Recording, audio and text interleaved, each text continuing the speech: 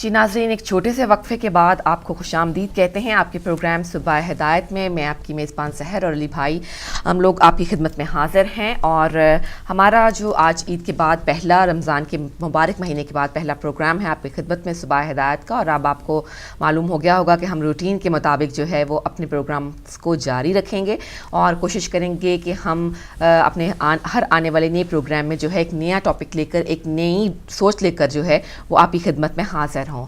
آج کا ہمارا ٹاپک یہ ہے، تھوڑا سا ظاہر ہے ابھی رمضان گزرا ہے، روزوں سے ہم نے بہت ساری چیزیں سیکھی ہیں، بہت ساری. ہر سال ہم جو سمجھتے ہیں کہ شاید رمضان ایک جو ہے وہ کامن سا ہے کہ ہر سال ایک ہی طرح آتا ہے، ایک ہی طرح چلا جاتا ہے، بلکہ ایسا نہیں ہے.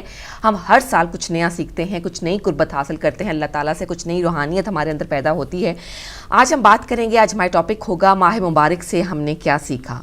تو ہم دیکھیں گے کہ ہم نے صرف جو ہے وہ روزے برائے روزہ ہی رکھا، یا ہمیں اس سے ہم نے جو ہمیں اپنے اندر ہم نے اصلاح کی، اپنے اندر ہم نے جو نئی تبدیلیاں لائیں، کیا وہ ابھی بھی قائم ہیں اور کیا ہم انہیں قائم رکھنا چاہیں گے.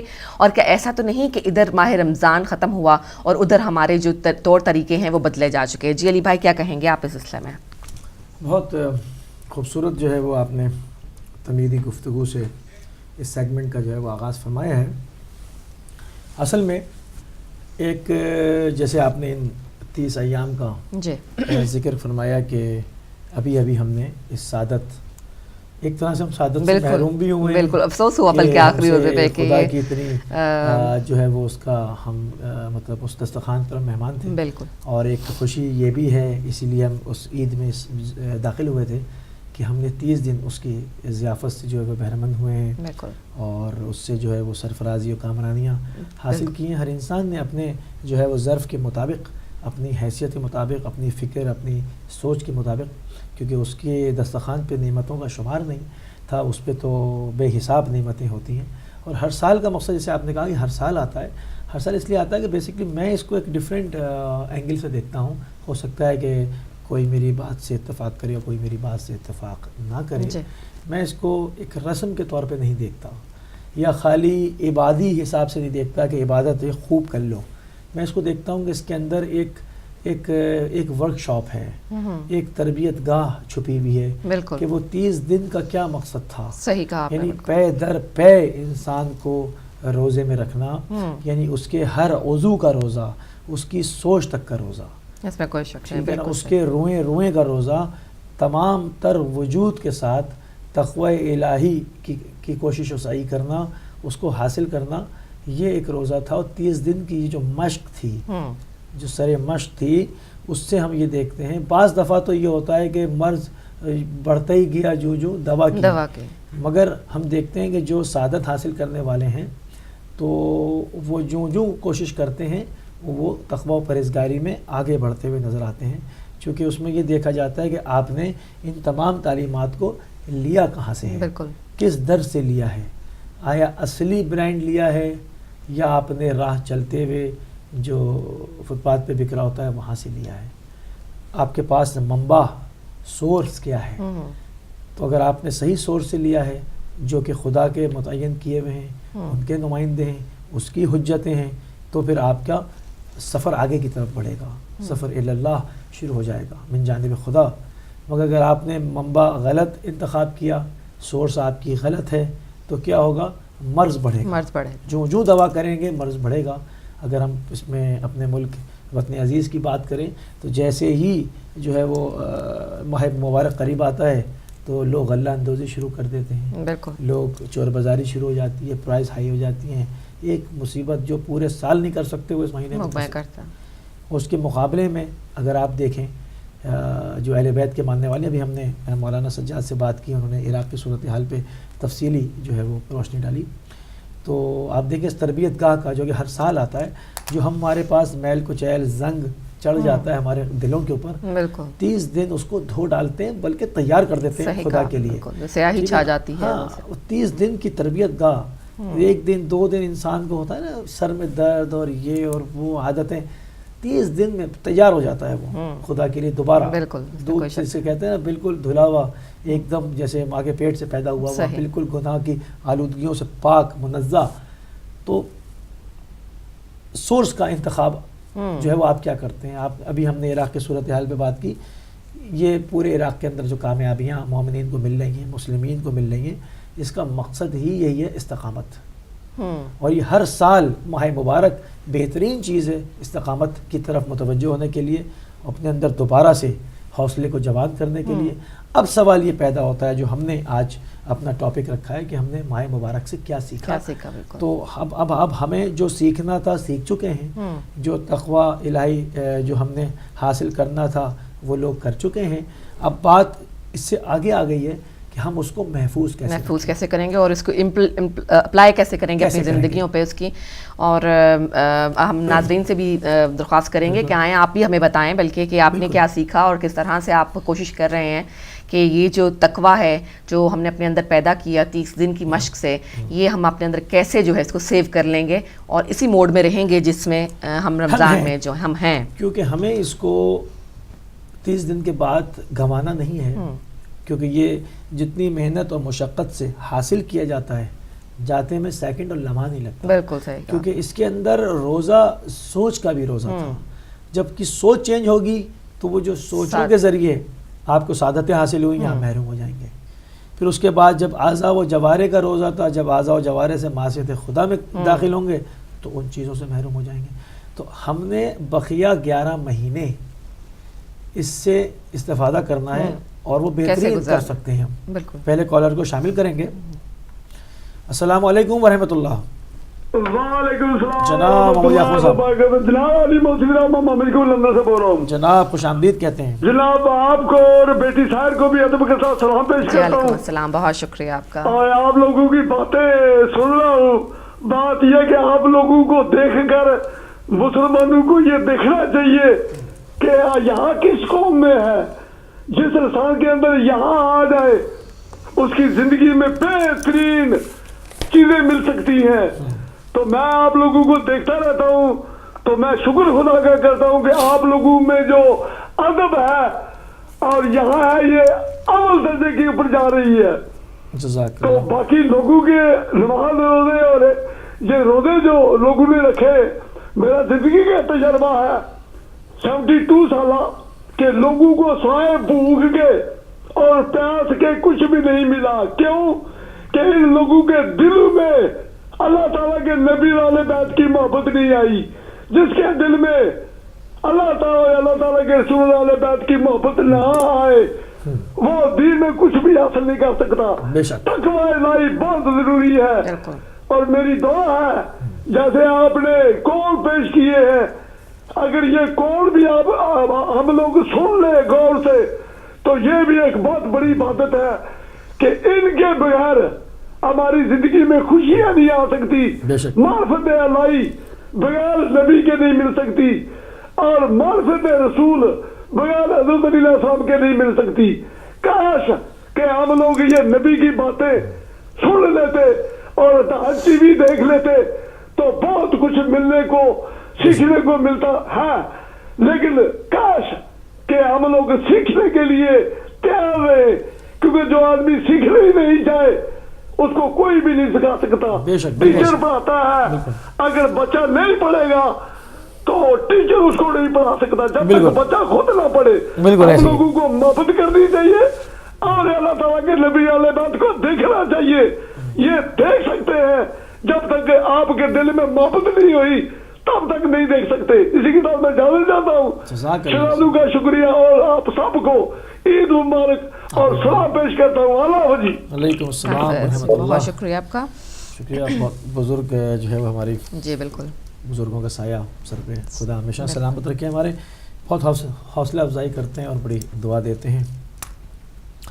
تو بات ہو رہی تھی کہ اب ہم اس کو کس طرح سے محفوظ رکھیں اور اس سے کس طرح اگلے 11 مہینے ہم استفادہ حاصل کر سکتے ہیں.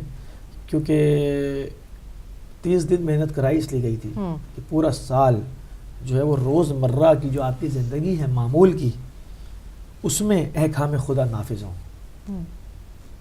اس میں احکام خدا نافذ ہوں. بالکل. آپ کے ہر لمحے میں اگر آپ اپنی زندگی کے ہر لمحے میں دیکھیں خدا کہاں ہے. صرف ایک سوال دماغ میں رکھ لیں، خدا کا چھوٹا سا یہ ایک سٹیپ ہوتا ہے، اس کے بعد پھر آپ خود بخود آپ کی انٹینشنلی آپ سب سے پہلے یہی سوچتے ہیں کہ میں صحیح کر رہا ہوں، یا انسان سوچتا ہے بالکل میں حلال کر رہا ہوں حرام کر رہا ہوں، صحیح کہا، یا جائز ہے یا ناجائز ہے، میں شریعت اتنی، انسان سوچتا ہے کہ میں شریعت اتنی نہیں جانتا، میں کیسے فیصلہ کروں؟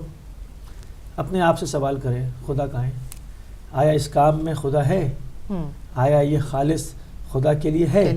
اگر وہ یہ کچھ سوالات کو ذہن میں رکھے، ایک سوال کو ذہن میں رکھے، تو اس کے تمام کاموں کے اندر سے خلوص اور وہ خالص ہو جائیں گے، خلوص نکل کے آئے گا، خالص ہو جائیں گے، اور اس کا دل، اس کا قلب، جو کہ اس کی عقل، سب سے پہلی حجت انسان کو اس کی عقل ہے، بالکل وہ اس کو بتا دے گی، کیونکہ سب سے پہلے جب بھی آپ کوئی غلط کام انسان کوئی بھی کرنے جاتا ہے، اس کی ہارٹ بیٹ بڑھ جاتی ہے، دل دھڑکتا ہے، پہلی بار بتاتا ہے کہ تم غلط کر رہے ہو، جب وہ کرتا رہتا ہے یوزڈ ہو جاتا ہے کہ خدا اس میں سے وہ چیز نکال لیتا ہے، دلوں پہ مہر تم موت سے ٹھوکر کھانا، توبہ کے دروازے کو بند کر دیتا ہے۔ تو جہاں ہمارا قلب دھڑکنا شروع کرے، دل کی دھڑکن بڑھے، ہماری فکر ہمیں بتائے، سب سے پہلے ہم دیکھ لیں اس میں اللہ سبحانہ و تعالیٰ کا ہے، اس کا احکام، وہ آپ کو معلوم ہو جائے گا۔ ایک اور کالر کو شامل کرتے ہیں۔ ہیلو، السلام علیکم۔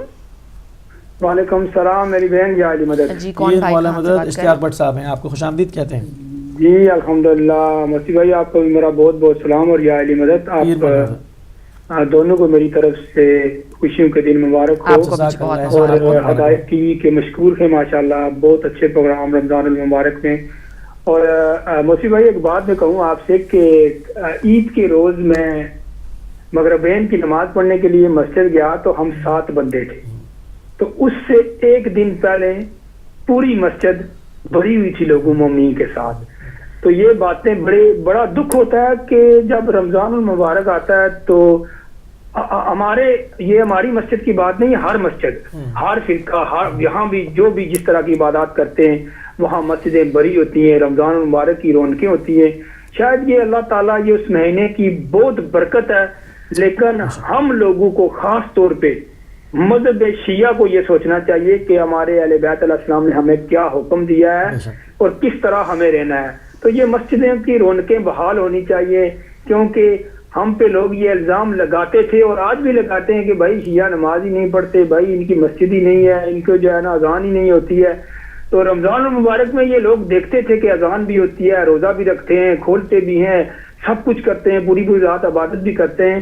تو یہ بات ہے کہ مومنین کو چاہیے کہ اپنی مسجدوں کو، بارگاہوں کو، اپنے جتنے بھی عزا خانے کے ان کو آباد رکھنا چاہیے۔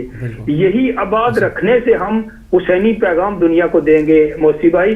تو سب سے پہلے آپ نے جو ایک رسالت مآب صلی اللہ علیہ وسلم کی حدیث سنائی ہے نا مولا کائنات کے بارے میں، تو یقین مانے کہ اس وقت سے میں یہ سوچ رہا ہوں کہ اگر انسان کی عمر نوح علیہ السلام کی عمر 950 سال، ایسا انسان تو کوئی اللہ تعالیٰ اگر اس کو عمر دے تو دے سکتا ہے، ورنہ کوئی اور طاقت نہیں ہے۔ تو اتنی عبادات اور مظلومیت کے عالم میں صفا اور مروہ کے درمیان قتل کر دیا جائے تو پھر بھی وہ جنت کی خوشبو نہیں سونگے گا۔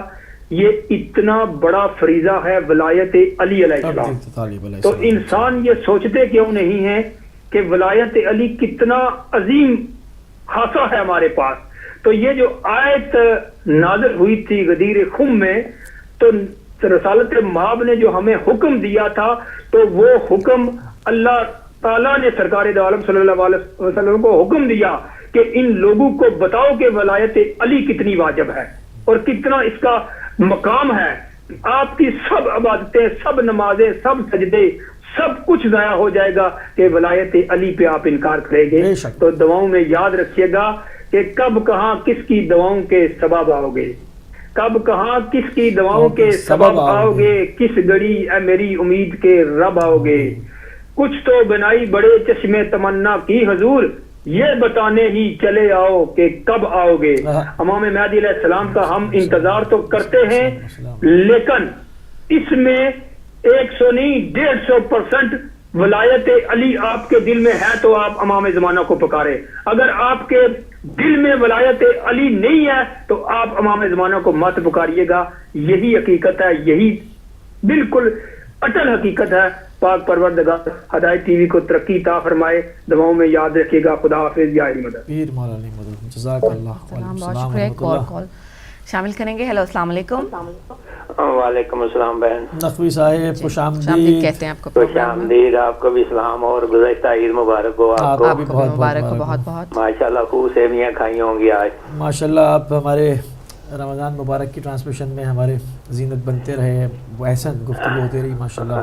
ہاں بھائی میں آپ ایک تھوڑا سا آپ سے وعدہ کرتا ہوں کہ اب یہ ہے کہ میری کو ٹائمنگ بدل رہی ہے, تو اگر کوئی درمیان میں کوئی چھٹی ہو جائے تو ناراض نہیں ہونا. ایسا تو نہیں ہونا چاہیے نقوی صاحب, جی ایسا ہونا نہیں چاہیے.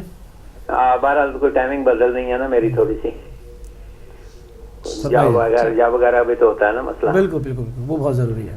ہاں تو اب بات یہ ہے کہ ابھی آپ ٹاپک کر رہے تھے, آپ کا ٹاپک ہے رمضان سے کیا سیکھا.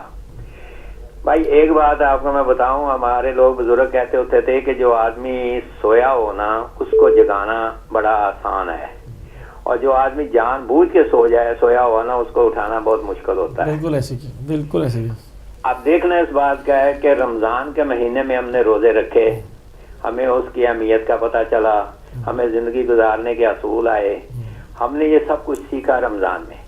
اب رمضان کے بعد اگر ہم سوتے ہیں تو جان بوجھ کے سوتے ہیں, سب کچھ جانتے ہوئے جان بوجھ کے سوتے ہیں, اور اگر جان بوجھ کے سوئیں گے تو پھر ہمارا دوسرے کا اٹھانا مشکل ہے. ہم نے خود ہی اٹھنا ہوگا, خود ہی سوچنا ہوگا, خود ہی اپنے اعمال کو سیدھا کرنا ہوگا. بالکل. کیونکہ ہم ہر چیز ہمارے اکثر ایسے ہوتا ہے کہ ہم ہر چیز دوسروں پہ ڈالتے ہیں, اپنی ذات کو بچاتے ہیں. خود احتسابی ہم نے کبھی نہیں کی.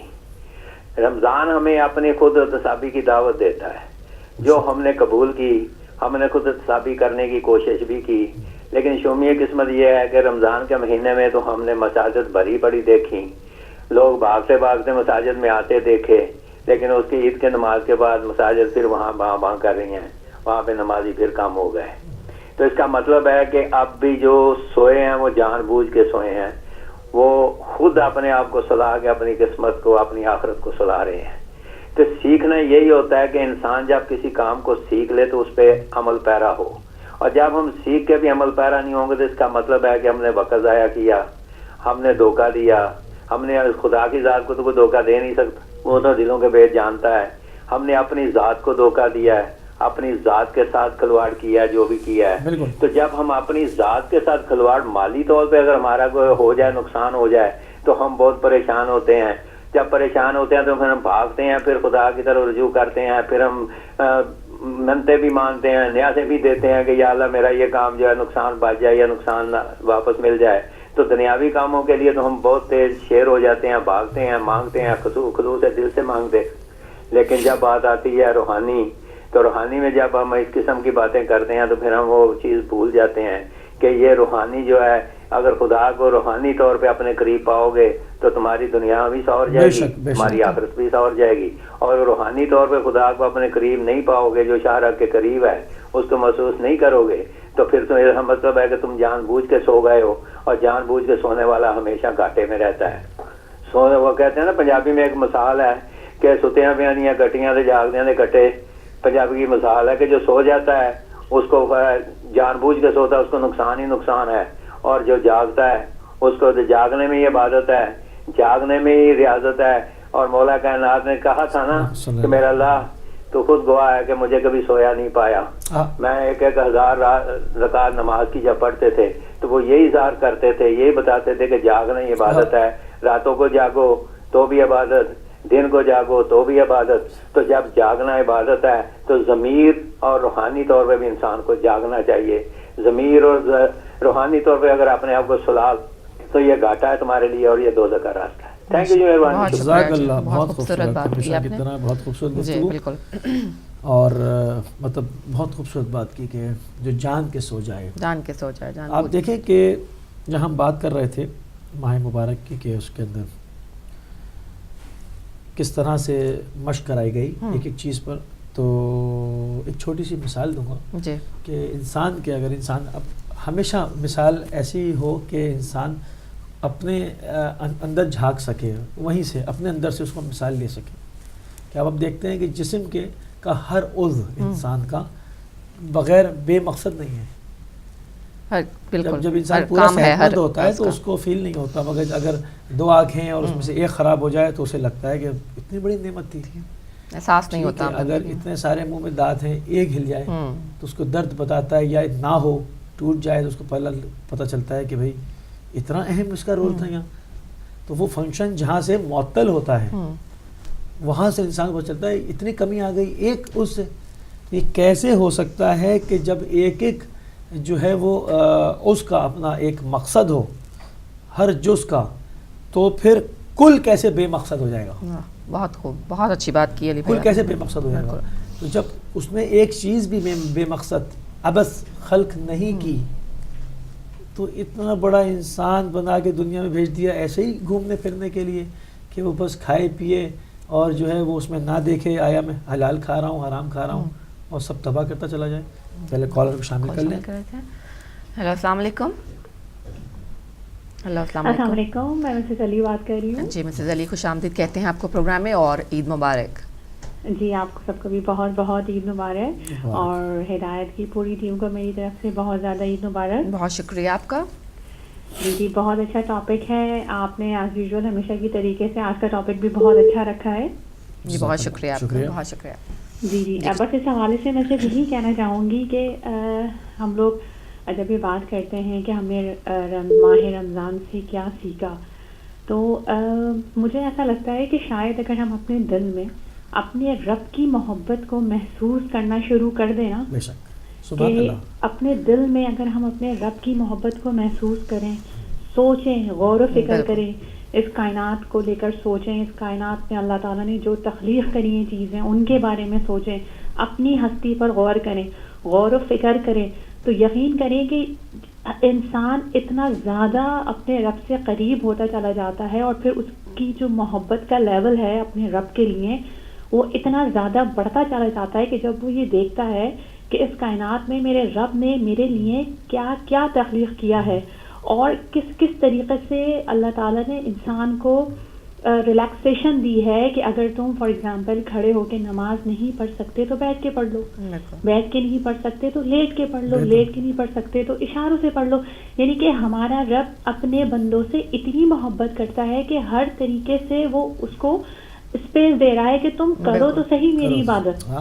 لیکن ہم غور و فکر نہیں کرتے. اگر ہم غور و فکر کرنا شروع کریں، اگر اپنی ذات سے یہ اسٹارٹ کریں، اپنے اعضاء کو دیکھیں، پھر اگر ہم اپنے سراؤنڈنگز میں دیکھیں، تو انسان کے دل سے بے شک یہی بات نکلتی ہے کہ میرا رب بے مثال ہے. اور پھر جب وہ اس کی محبت محسوس کرتا ہے اپنے دل کے اندر، تو خود بخود وہ اس کے کہنے پر عمل کرنا شروع کر دیتا ہے. وہ خود بخود تلاوت قرآن کی طرف اس کا دل ڈائیورٹ ہوتا ہے. خود بخود اس کا دل چاہتا ہے کہ میں اس قرآن کو ترجمے کے ساتھ پڑھوں، سمجھوں کہ اس کے اندر کیا ہے. پھر خود بخود اس کا دل چاہتا ہے کہ میں 5 وقت جو ہے وہ اپنے رب کے لیے جھکوں، سجدے میں جاؤں، اس ہستی کو سجدہ کروں کہ جس نے اتنی بڑی کائنات کو تخلیق کر دیا. لیکن بات وہیں سے سٹارٹ ہوتی ہے غور و فکر سے، کہ ہم غور و فکر نہیں کرتے. بہت خوبصورت. تو بس یہی چھوٹی سی بات تھی جو میں آپ سے کہنا چاہ رہی تھی، اور سب سے جتنے بھی ہمارے ویورز ہیں ان سے بھی بس میری یہی ریکویسٹ ہے کہ غور و فکر کیا کریں. آئی نو کہ لائف بہت بزی ہے، نہیں ہوتا ہمارے پاس ٹائم، لیکن پھر بھی تھوڑا سا وقت نکال کے اپنے بارے میں، کائنات کے بارے میں سوچا کریں، اللہ تعالیٰ کے بارے میں سوچا کریں. اور جب ہم ذرا سا بھی غور و فکر کرتے ہیں نا، تو خود بخود ہمارے دل اور دماغ کے اندر ایسے ایسے رستے کھلنے شروع ہو جاتے ہیں کہ ہمارا خود بخود دل چاہتا ہے خدا کی عبادت کرنے کو، اس کے کہنے پر عمل کرنے کو. بس میں یہی کہنا چاہ رہی تھی آپ سے. بہت شکریہ آپ کا. بہت خوبصورت آپ نے بات کی، بہت اچھا میسج آپ کا ملا. بہت شکریہ آپ کا. آپ کو ضرور ٹائم دینا چاہیے کہ سوچیں انسان. بہت خوبصورت بات. جی بہت دیکھیں ہم نے ٹاپک یہ شروع کیا تو بڑی فائدہ مند باتیں ہم تک پہنچ رہی ہیں، اور یقیناً تمام ناظرین، باقی ناظرین بہن بھائی جو ہیں وہ بھی ان سے فائدہ اٹھائیں گے، اور آپ بھی آ کر ہمیں بتا سکتے ہیں کہ آپ کیا محسوس کر رہے ہیں رمضان کے بعد اپنے دلوں میں. تو چلتے ہیں ایک چھوٹے سے وقفے کی طرف. چھوٹا سا وقفہ لیں گے، آپ کہیں مت جائے گا. آپ سے دوبارہ ملاقات ہوتی ہے. اس ٹاپک پر معافی چاہتے ہیں، اس ٹاپک پر گفتگو کو جاری رکھیں گے.